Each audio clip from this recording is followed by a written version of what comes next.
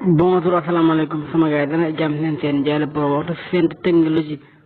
di leen bëggee di leen jaar lu bëri tey assiette bi ñu indil mooy pour nan ngeen def ba boole ko bépp numéro inconnu ci WhatsApp bépp numéro inconnu boo xam ne dalay woo appel inconnu bépp numéro inconnu boo xam ne bu la woo appel pour nan ngeen def ba boole ko tey moom lañ leen fas yéene indil avant loolu nag képp comme ne abonné ko na nga abonné te nga partagé ko te ngeen seen vidéo yi da am na ci njariñ trop di leen seen vidéo yi da ngeen def seen classe ci commentaire pour ma ñëw dooleel avant loolu nag képp xam ne abonné ko tamit da nga abonné te partagé let's go ñu wan leen après da ngay ñëw ni ci WhatsApp après ñu décoder suñu WhatsApp après nga ñëw 3 petits points yi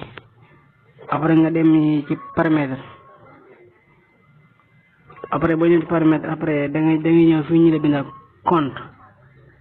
fi nga bindal compte fi nga ñëw après boo fi ñëwee déedéet après ngeen ba am ñoo ngi jégalu waaw da nga ñëw fii fi ñu la bindal confidentialité après fi nga ñëw bu ñëwee après nga wàcc ba fi ñu la bindal appel fi ñu la bindal appel ni fi ngay cliquer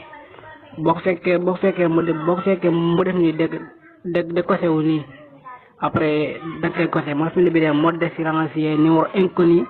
dans les bind le mode de silencieux sera appliqué au appel prévenant un numéro inconnu continuant appeler dans la liste d'appels et dans vos notifications après nga activé ko nii boo ko activé nii rek jeex na après numéro inconnu bu la mën di woo fekk duggoo ci appel yi doo gis appelam bu la wooyee daf lay du sonné du ñëw fekk duggoo ci appelam rek su dugg ci appel rek doo gis appelam kon sama gars yi ñu leen jox dig daje